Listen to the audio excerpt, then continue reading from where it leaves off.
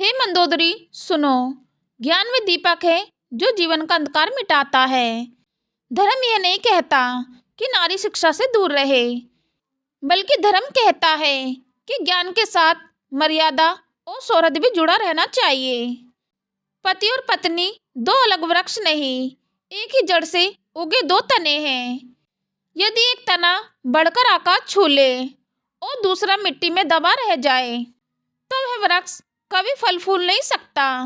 उसी प्रकार जब किसी घर में ज्ञान का संतुलन बिगड़ता है तो उस गृहस्थी में दरारें पैदा हो जाती हैं।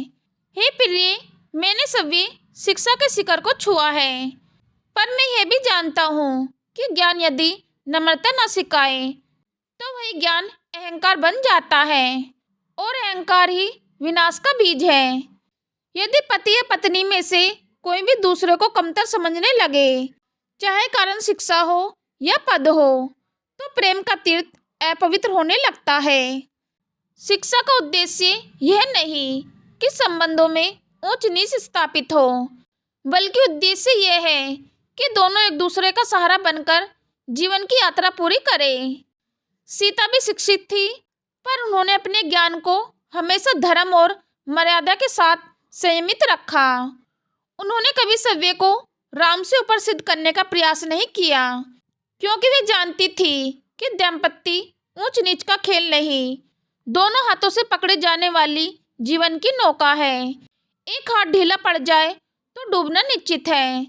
इसलिए जब शिक्षा से अभिमान जन्म लेता है, तब वहाँ सम्मान मर जाता है, और जहाँ सम्मान ना रहे वहाँ प्रेम की जड़ें सूख जाती हैं। हे मंदोदरी सुनो, नारी का ज्ञान, स्त्री का तेज, पत्नी की बुद्धि पति को छोटा दिखाने के लिए नहीं, बल्कि उसके साथ मिलकर घर रूपी रथ को आगे बढ़ाने के लिए है। पति आकाश है, पत्नी धरती है, दोनों मिले तभी खेत लहराता है। यदि केवल आकाश ऊंचा उठ जाए या धरती फट जाए तो जीवन का बीज अंकुरित ही नहीं होगा। शिक्षा मन को उड़ाने की शक्ति देती है, परंतु यह भी सिखाती है कि उड़ान तभी सुंदर है जब घर लौटने का मार्ग न भूला जाए। हे प्रिय, मनुष्य चाहे स्त्री हो या पुरुष, जब वह अपनी साधना को श्रेष्ठता का मुखौटा पहना देता है, तब वही साधना उसके पतन का कारण बनती है।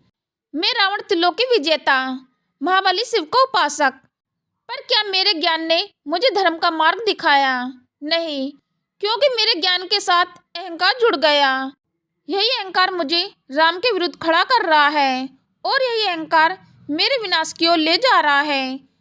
इसलिए मैं यह समझ चुका हूँ कि शिक्षा तभी सार्थक है जब वह आत्माओं को झुकाना सिखाए, ना कि सिर को ऊंचा उठाकर दूसरों को नीचा दिखाए।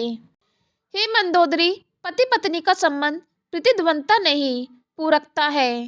तुम मेरी अर्धांगिनी हो।